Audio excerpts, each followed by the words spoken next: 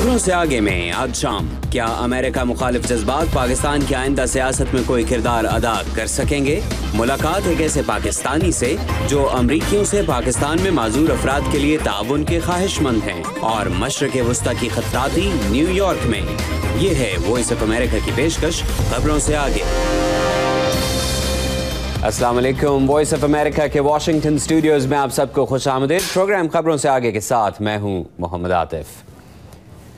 पाकिस्तान और अमेरिका के ताल्लुकात को वाशिंगटन से देखा जाए या इस्लामाबाद से, माहिरीन इस बात पर मुत्तफिक हैं कि उतार चढ़ाव से भरपूर ये रिश्ता कायम रखना दोनों मुल्कों के मफाद में है।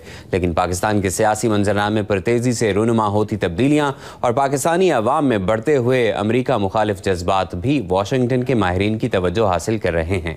तबिंदा नईम की रिपोर्ट।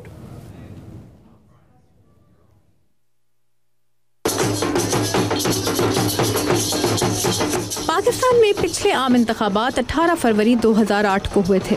उसूली तौर पर पाकिस्तान के अगले आम इंतखाबात को अभी कम से कम 1.5 साल दूर होना चाहिए, लेकिन मुल्क की सियासत पर नज़र रखने वाले पिछले कई माह से नई सियासी तब्दीलियों के इम्कानात को अहमियत दे रहे हैं। मार्च 2012 में सेनेट के इलेक्शंस होने, और मेरा ज़ाती ख्याल ये है कि सेनेट के इलेक्शंस के बाद पीपल्स पार्टी की हुकूमत जो है वो शायद अर्ली इलेक्शंस जो है वो उसका ऐलान कर दे। पाकिस्तानी सहाफ़ी एजाज हैदर ने यह बात इस साल अप्रैल में वॉइस ऑफ अमेरिका को एक इंटरव्यू में कही थी। पाकिस्तानी सियासत में पिछले कुछ अरसे के दौरान आने वाली तेज़ी, टूटती बदलती सियासी वफादारियाँ और हुकूमत की कारकर्दगी पर आवाम के अदम इत्मीनान ने ऐसी सूरत हाल पैदा कर दी है जिसमें पिछले 10 महीनों के दौरान पाक अमरीका ताल्लुकात में आने वाले उतार चढ़ाव की पेचीदगियाँ भी शामिल हैं। वाशिंगटन के एक इदारे प्यू रिसर्च सेंटर के इस साल मई में उसामा बिन लादेन की मौत के बाद मुरतब किए गए जायजे के मुताबिक पाकिस्तानियों की अक्सरियत अमरीका से नाराज है।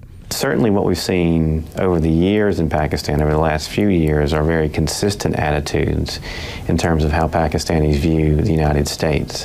पाकिस्तान में हमने जो देखा है वो एक मुसलसल रवैया है कि पाकिस्तानी अमेरिका को कैसे देखते हैं। अमेरिका के बारे में राय बेहद मनफी रही है, जिसकी बड़ी वजह पाकिस्तान में अमेरिकी पॉलिसियों की गैर मकबूलियत है। अफगान जंग गैर मकबूल है, अमेरिका के ड्रोन हमले गैर मकबूल हैं।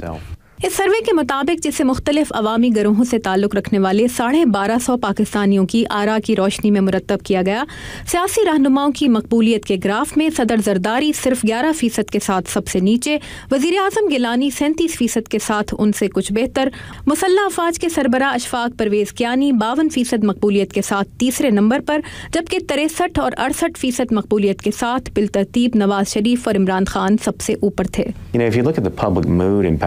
अगर आप पाकिस्तान में लोगों के मूड को देखें तो जाहिर है वो बहुत मनफी है। 10 में से 9 पाकिस्तानियों का कहना था कि वो मुल्क की मौजूदा सिमत से गैर मुतमईन हैं। 85% का कहना था कि मईशत की हालत बुरी है। तो मजमूई तौर पर मुल्क के हालात के बारे में मनफी राय पाई जाती है, जिसका असर यकीनन सियासी रहनुमाओं के बारे में पाई जाने वाली राय पर हो सकता है, और ऐसा ही आप देख रहे हैं। फाउंडेशन फॉर डेमोक्रेसीज नामी इदारे के एक अंदाजे के मुताबिक सिर्फ इस साल के दौरान पाकिस्तान में कम से कम 64 ड्रोन हमले हो चुके हैं। We found that awareness of the drone strikes has been increasing over the last few years. यकीनन ड्रोन हमलों के बारे में आगाही बढ़ी है। ये एक अहम मामला हो सकता है अंदरूनी तौर पर पाकिस्तान में और सियासतदानों के लिए। इसका सियासी असर क्या होगा मैं कुछ नहीं कह सकता, मगर ये पाकिस्तानियों के लिए एक अहम मामला बन चुका है। खुद वाशिंगटन में प्लेइंग विद फायर के नाम से पाकिस्तान पर किताब लिखने वाली अमरीकी सहाफ़ी पैमेला कांस्टेबल ड्रोन हमलों को टेक्नोलॉजी की कामयाबी करार दे रही हैं, लेकिन हिकमत अमली की कामयाबी नहीं। Our drone campaign as a tactical success and a strategic disaster. हमारी ड्रोन मुहिम टैक्टिकल कामयाबी और स्ट्रेटेजिक तबाही है। अगर हम ये चाहते हैं कि पाकिस्तानी हमें पसंद करें, अगर हम उस नाम नहाद तवील मुद्दती ताल्लुक़ को हकीकतन बामानी बनाना चाहते हैं, अगर 18 करोड़ अक्सरियती मुसलमान आबादी सिर्फ हमें बर्दाश्त ही न करती रहे बल्कि हकीकी अहमियत भी दे, तो हमें और भी एहतियात से सोचना होगा। Then we have to think more carefully about all of this. अप्रैल से अक्टूबर के दरमियान पाकिस्तान में हिज़्ब इख्तिलाफ की सियासत का स्टीयरिंग व्हील महंगाई, लोड शेडिंग और ड्रोन हमलों ने संभाले रखा, जिसका नुक्ता उरूज 30 अक्टूबर 2011 को लाहौर के मीनार पाकिस्तान ग्राउंड में देखने में आया। ये हर इंसानी हकूक की खिलाफ वर्जी है। واشنگٹن میں بعض ماہرین کا خیال ہے کہ ڈرون حملوں کی مخالفت اور پاکستان کی خود مختاری کے سوال پر لاہور میں عوامی طاقت کا اتنا بڑا مظاہرہ پچھلے کچھ دنوں میں پاکستان سے آنے والی سب سے بڑی سٹوری ہے. The rise of Imran Khan, I think, regardless of what one thinks of him, is actually a warning sign, I think, to the United States. Imran Khan کا ابھرنا، چاہے کوئی ان کے بارے میں جو بھی رائے رکھتا ہو، امریکہ کے لیے خطرے کی گھنٹی ہے، کیونکہ پاکستان میں جہاں معیشت اچھی حالت میں نہیں اور سویلین حکومت کے خلاف پہلے ہی کافی غصہ ہے، امریکہ کی پاکستان کے لیے پالیسیوں پر غصہ ایک بڑے عوامی رد عمل کی شکل اختیار کر سکتا ہے. Actually, domestically, there might be a major reaction. ایرانی نژاد تجزیہ کار ولی نصر مسلمان بھی ہیں اور پاکستان سے اچھی طرح واقف بھی، لیکن سوال یہ ہے کہ کیا یہ امریکہ مخالف جذبات پاکستان کی آئندہ سیاست اور انتخابات میں بھی کوئی فیصلہ کن کردار ادا کر سکیں گے؟ پاکستانی صحافی زاہد حسین ایسا نہیں سمجھتے. نہیں، میرا خیال تو کوئی ایسا الیکشن ایسا اینٹی امریکن بیسس پہ نہیں لڑا جا سکتا، نہ پہلے لڑا تھا نہ اب ہو سکتا ہے. یہ ایسا کوئی چیز نہیں. اصل پاکستان کے مسائل جو ہیں وہ بنیادی طور پہ وہاں کے اب ہیں، بے روزگاری کا ہے، معاشی صورتحال کا ہے، اور اس کے امن عامہ کا مسائل ہے. یہ سارے ایشوز ہیں جو کہ عوام کو براہ راست اثر انداز کرتی ہیں، اور یہی جو ہے جس کی بنیاد پہ الیکشن لڑا جا سکتا ہے. اگر عمران خان کے لاہور کے جلسے کو پاکستانی عوام کے حقیقی موڈ کا عکاس سمجھ لیا جائے تو پھر دہشت گردی کے خلاف جنگ امریکہ کی ہے، پاکستان کی، یا پھر دونوں کی؟ کیا پاکستان کی بھلائی ملک کے حقیقی مسائل کا حل تلاش کرنے میں ہے، یا امریکہ مخالف جذبات ابھارنے یا کم کرنے میں؟ ان سوالوں پر بحث بھی پاکستان میں اگلی سیاسی تبدیلی کے سامنے آنے تک جاری رہے گی. لیکن یہاں واشنگٹن میں ماہرین اب ان امکانات کا وزن ضرور کر رہے ہیں کہ پاکستان میں کسی مضبوط سیاسی قیادت کے ابھرنے کی صورت میں امریکہ کی اگلی حکمت عملی کیا ہونی چاہیے.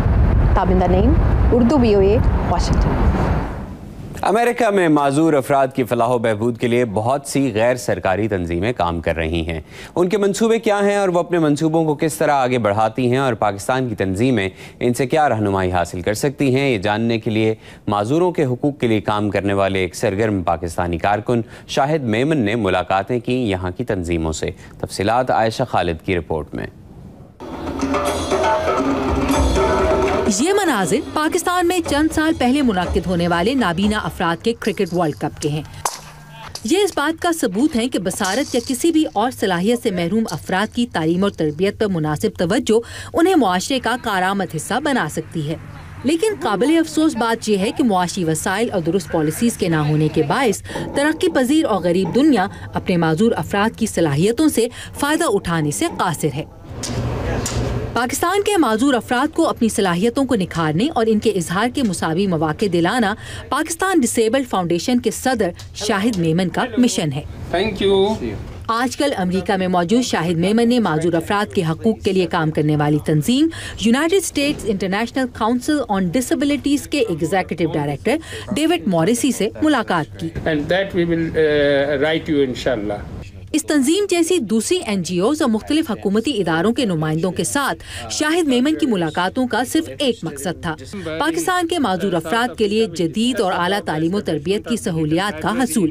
ایک سابق کالج لیکچرر شاہد میمن کہتے ہیں کہ معذور افراد کے لیے پاکستانی حکومت کاوشیں تو کرتی ہے، لیکن اکثر یہ کاوشیں منصوبہ بندی کے طویل عمل کا شکار ہو کر رہ جاتی ہیں. جب انٹرنیشنل ٹریننگز بھی ہوتی ہیں تو اس میں خال ہمارے یہاں سے کوئی ایسا بندہ چنا جاتا ہے جو ڈسیبل ہو، ورنہ جتنے ٹریننگ پروگرامز اس کے ہیں بہت سی جو ڈیولپ کنٹریز ہیں ان میں ہے ٹریننگ کیا، اور جاپان سے، کینیڈا سے اور یورپ کے دوسرے ملکوں سے، امریکہ سے بہت سے ٹریننگ پروگرامز ہیں.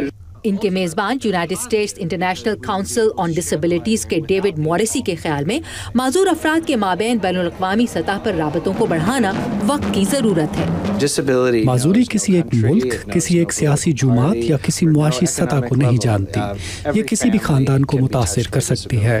دنیا بھر کے معذور افراد اب ایک دوسرے کے قریب آ رہے ہیں کیونکہ وہ جان چکے ہیں کہ دوسرے ممالک میں موجود معذور افراد سے اتحاد قائم کر کے وہ اپنی حالت کو بہتر بنا سکتے ہیں. شاہد میمن کی رائے میں پاکستان کی باصلاحیت معذور کمیونٹی امریکی کمیونٹی کی ہی مانند بہت فعال ہے کہ یہاں جب ایک چیز آفیشلی ریکگنائز ہو جائے तो वो इतने अच्छी तरह से उसका कोऑर्डिनेशन कम्युनिकेशन होता है कि वो सब जगह implement in real sense true sense हो जाती है।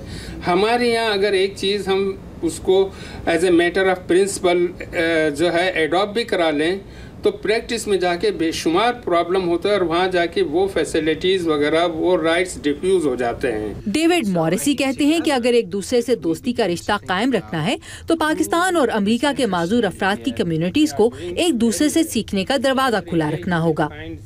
Ayesha Khalid, Urdu VOA, Washington. America में गाड़ियां बनाने वाले एक अहम मरकज डेट्रॉइट की बहाली के लिए कोशिशों पर एक रिपोर्ट। ब्रेक के बाद हमारे साथ रहिए।